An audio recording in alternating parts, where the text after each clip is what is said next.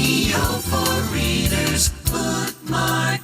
The story of a supreme being, but the journey is one you would never imagine. Next on Bookmark.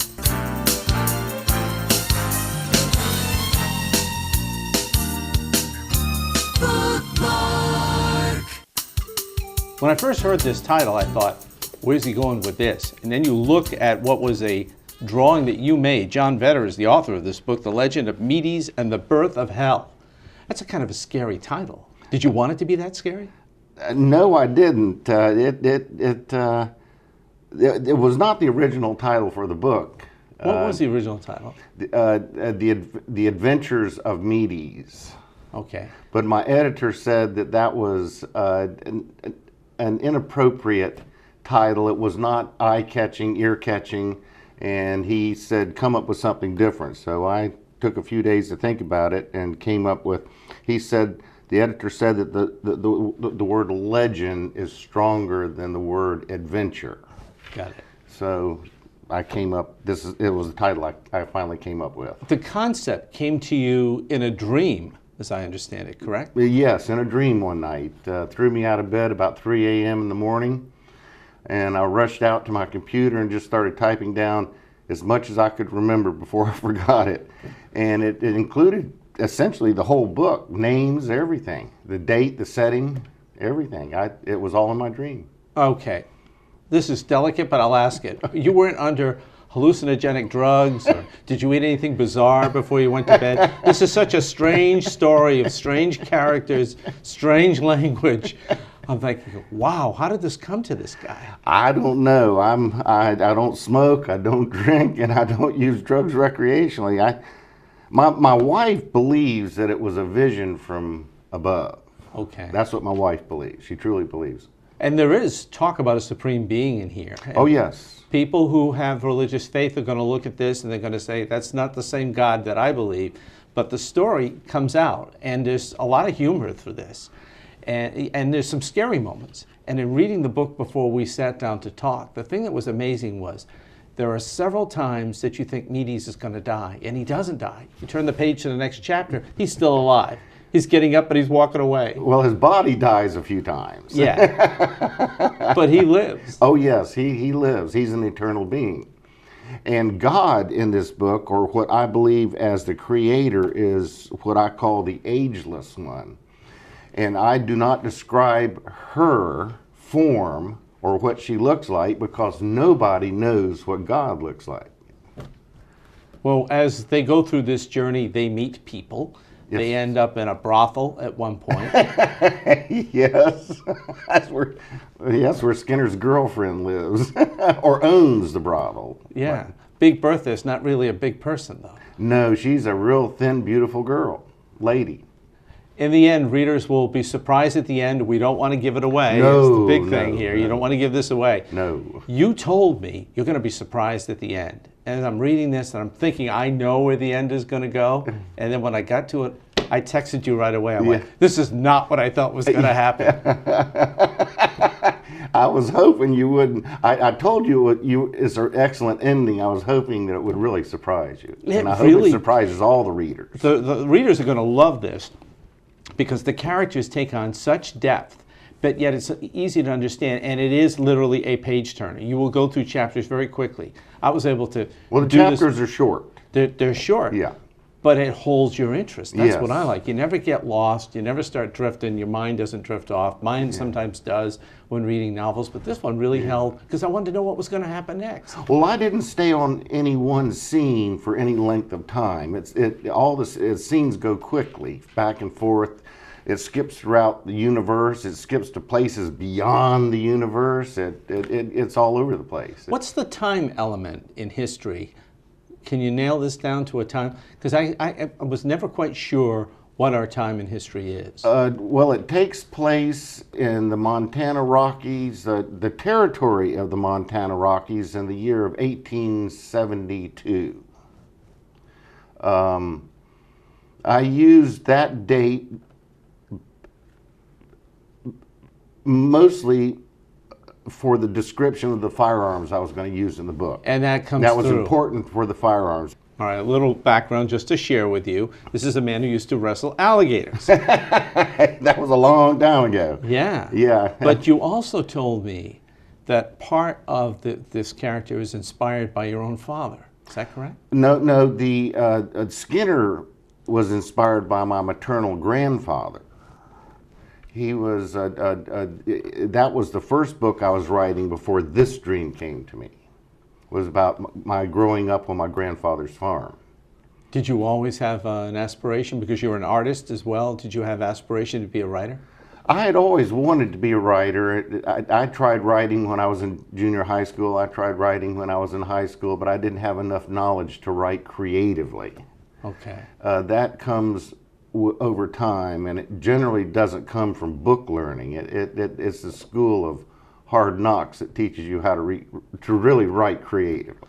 You owned your own construction company for a number of years, then retired. You've largely spent your time writing, in addition to the other things you do with your family. Yes, yes. The thing I find most interesting about this book is the honesty, the situations that happen. There's one thing I want to share with our listeners and viewers.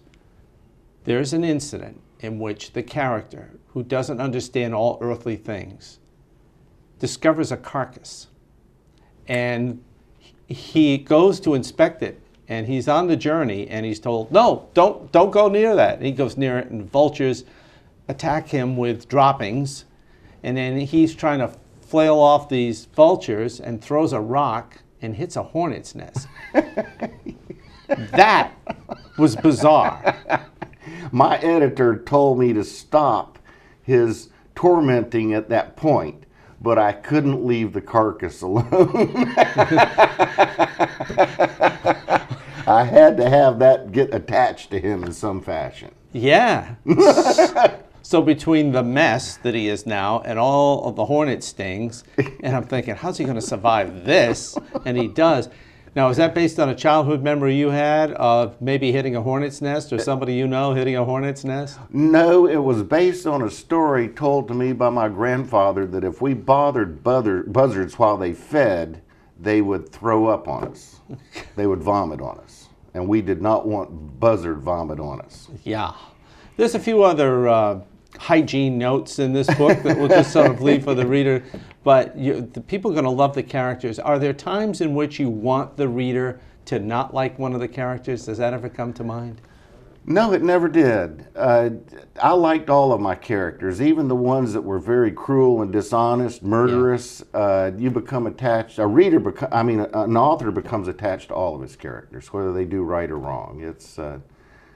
They are an essential part of the story.